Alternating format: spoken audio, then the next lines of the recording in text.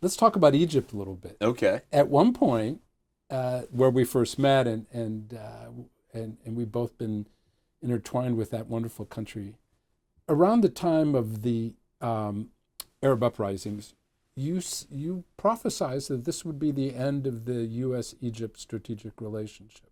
Has that come about? How would you say it now? Yeah. Years later. Yeah. I mean, to be fair, that was 15 years ago. I mean, I talked about the long goodbye Okay. between the two countries, and Has that happened?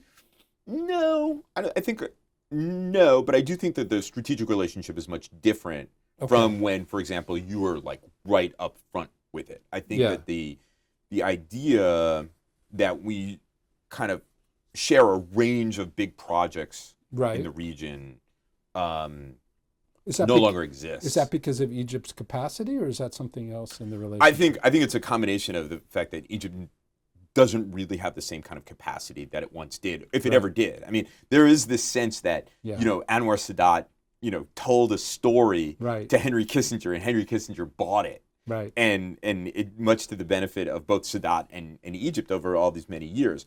But I think that the Egypt as the kind of primary partner and stability and security in the region is really no longer the case. I think that for many years, I don't want to be so crude as to suggest that the relationship is boiled down to the $1.3 billion of FMF, that the foreign military financing that the Egyptians get per year, and the fight that happens over it in Congress.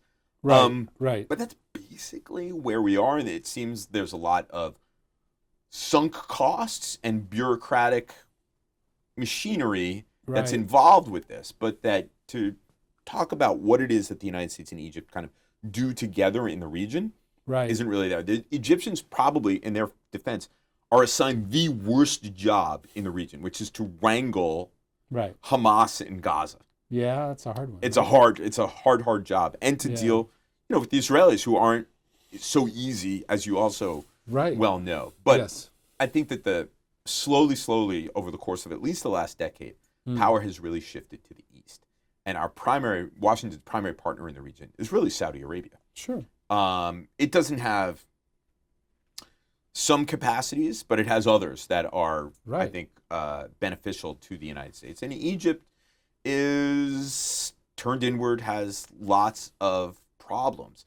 And the FMF is a legacy of that strategic relationship where that distance has been happening for some time. Egyptians have long been interested in other external powers as sponsors of Egypt's development. China is there. There in big there. way. Yeah. So maybe if we define the long goodbye less in terms of a decade or 2 decades, maybe 3 decades, well, let's get back in a few years. We'll talk about it again. Fair enough.